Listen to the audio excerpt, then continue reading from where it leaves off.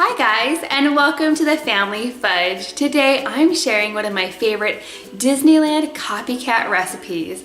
I'm going to be sharing my version of the Jolly Holiday combo. This combo includes the best tomato basil soup I've ever tasted, and to go along with it, a toasted cheese sandwich on buttery sourdough bread. It is so good, so stay tuned and I will show you how to make them. Okay guys, so yesterday my friend Kristen over at the channel Six Sister Stuff shared her Disneyland copycat recipe for a chicken enchilada soup, which they also serve at the Jolly Holiday restaurant at Disneyland. So if you'd like to check out that video, I'll link it down below. It looks delicious. Both Kristen and I are huge Disney fans and we love the Jolly Holiday restaurant. If you're not familiar with this restaurant, it's located at the end of Main Street, right before the entrance to Adventureland. This quick service restaurant has lots of breakfast items, sandwiches, salads, and a ton of fancy looking desserts. And you guys, this restaurant is Mary Poppins themed, so what's not to like, right? My family and I definitely stop here at least once on every Disneyland trip. And you guys, Kristen and I are teaming up again because of this huge Southern California giveaway that's going on right now. I'm gonna go ahead and leave the information on how to enter in the description box below, so definitely go over there, check it out, and enter. And good luck. And without further ado, let's get started on this delicious recipe. Now I'm going to be making this recipe in my Instant Pot today, but you can also make this recipe on the stovetop or even the crock pot. And I'm gonna go ahead and put the full recipe in the description box below so you can check it out. I'm going to start by turning my Instant Pot to saute. Next, I'm going to add about a tablespoon of olive oil to the bottom of my pot and give it some time to warm up. To this, I'm going to add one medium yellow onion, finely diced. Next, I'm going to add my carrots and my celery. I'm using about 1 cup of grated carrots and 1 cup of finely diced celery. I'm going to give this a stir and saute for 1 minute. Next, I'm going to pour in my broth. I'm using 4 cups of chicken broth, or you could also use 4 cups of water mixed with chicken bouillon. I really like this better than bouillon chicken base. I find it at Costco. And now it's time to add in my crushed tomatoes. I'm using a 28-ounce can.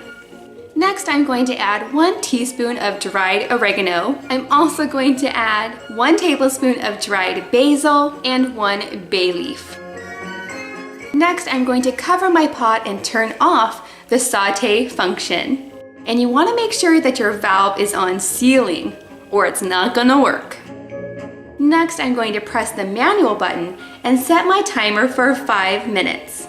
I'm gonna go ahead and melt my butter in the microwave. This is about half a cup. Or you could do it on the stovetop, it's totally up to you. Once the butter is melted, I'm going to whisk in my flour, a little bit at a time. And I'm using about half a cup of gluten-free flour, but definitely you can use regular flour if that's what you prefer. Once that is combined, it's going to form a thick mixture. Now by this point, my Instant Pot has already beeped, so I think it's a good idea to let it sit for 5 to 10 minutes and then move the valve to the venting area. Make sure to keep your fingers out of the way. Once the pressure is released, I'm gonna go ahead and open the lid. Next, I'm going to turn my Instant Pot back on to the saute function. Then I'm going to remove about a ladle full of the hot soup and combine that into my flour and butter mixture. And I'm going to whisk this well. You wanna make sure it doesn't leave any lumps. This is kind of like tempering in an egg, if you know what I mean. Once that is fully incorporated, I can go ahead and add it back into my pot and mix it up with the rest of the soup. After that, I'm going to let it cook for a few more minutes on the saute setting. You just want to cook it long enough so that you don't taste that raw flour taste. I'm also going to make sure to stir my soup regularly at this point. Now, when you order this soup from Disneyland, it is smooth, it's not chunky. So I'm going to use my immersion blender to blend it up. Next, I'm going to add my milk to my soup and some salt and pepper to taste, followed by 1 cup of Parmesan cheese, and then stir it up. And now that the soup is ready to go, I'm gonna go ahead and make some delicious grilled cheese sandwiches. For my sandwiches, I'm using 2 slices of sourdough bread. I'm also going to be using 2 slices of cheddar cheese and 1 slice of mozzarella cheese. I love the combination of these cheeses together. And we're definitely not skimping on the cheese in this sandwich. I'm gonna go ahead and spread a little bit of butter on my bread, get my cheese on there, add a little bit of butter to the outside of my bread, and get it onto my preheated pan. I think the trick to a good grilled cheese is not to rush it.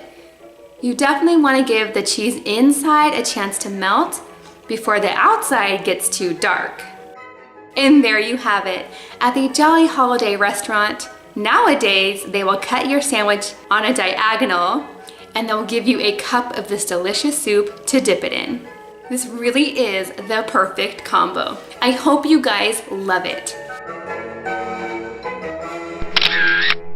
If you enjoyed this video today, please give it a big thumbs up and don't forget to subscribe if you're not already. Now, if you'd like to see my video on how to make fun Disney-themed school lunches, you can click on the link up here. And if you'd like to see what I put in my Disney Parks diaper bag, you can click on the link down there. Thank you so much for watching, and I'll see you next time.